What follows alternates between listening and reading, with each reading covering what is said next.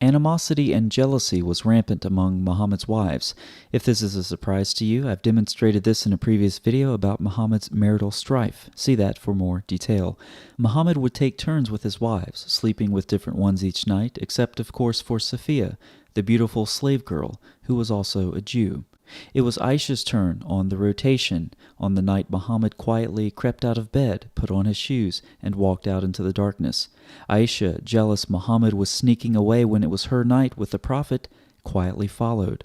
Muhammad lifted his hands in prayer several times, then turned to walk back to Aisha's house. Aisha ran ahead, trying to keep her spying a secret, but Muhammad had caught a glimpse of her shadow, and when he arrived at the bedside, Aisha was still out of breath. Muhammad's response was harsh. Muhammad struck her on the chest and caused her pain. Islamic apologists offer a defense for this. They say he didn't strike Aisha, rather he shoved her. They insist that this is the proper translation of the Arabic. The translation above is from an online source. However, my hard copy of Sahih Muslim, published by Dar al-Salam, confirms this reading. So we have two competing translations. I believe it's the latter, shoving, that is correct. But I don't know Arabic. So how do I arrive at this conclusion? A comprehensive study of the Hadith indicates a common thread between this and another scenario. There is another time when a hard shove is mentioned. The Prophet said, if while you are praying somebody intends to pass in front of you, prevent him, and should he insist, prevent him again, and if he insists again, fight with him, because such a person is a Satan. The preventing and fighting that Muhammad is talking about is in the form of shoving, as the parentheses note above. When Muhammad's words are put into practice, I saw Abu Sa'id al-Khudri praying on a Friday. A young man wanted to pass in front of him, but Abu Sa'id repulsed him with a push on his chest. Finding no alternative, he again tried to pass, etc. Abu Sa'id did this because he heard the Prophet saying, if anybody amongst you is praying, and somebody tries to pass in front of him, then he should repulse him, and if he refuses, he should use force against him, for he is a Satan. And in Sharia law, if the person dies as a result of being shoved, no indemnity is due for the death. So when encountering a devil, Muhammad commanded to fight it, to shove it, violently if necessary, and so the violent shoving is connected between the devil passing in front of a Muslim in prayer and the case with Aisha. Both are shoved violently. So violent shoving is a common theme. But what about the devil? In another narration in Sahih Muslim 71:10, where Aisha admits her jealousy for Muhammad leaving her house one night, a story which we previously described, she gives more detail about their conversation.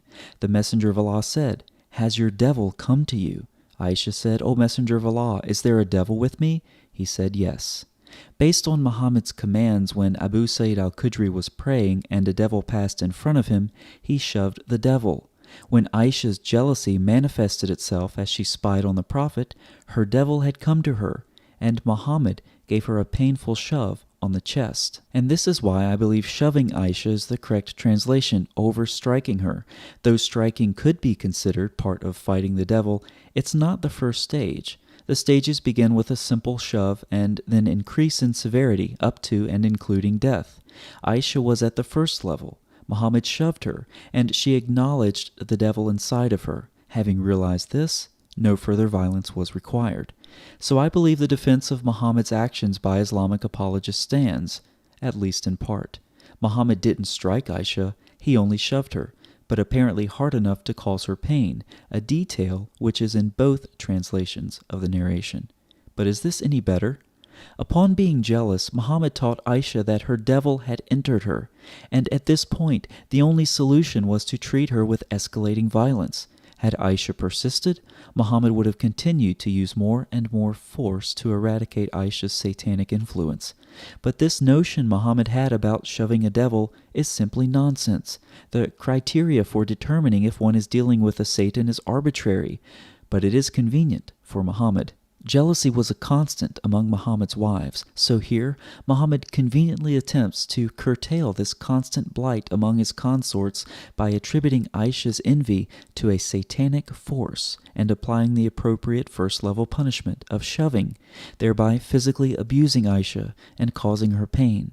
Surely this bullying by the Prophet, combined with his revelation that there was a satanic force manifested by jealousy, even in his favorite wife, was a strong deterrent away from jealousy in the future, as Muhammad continued his nightly rotations with his brides.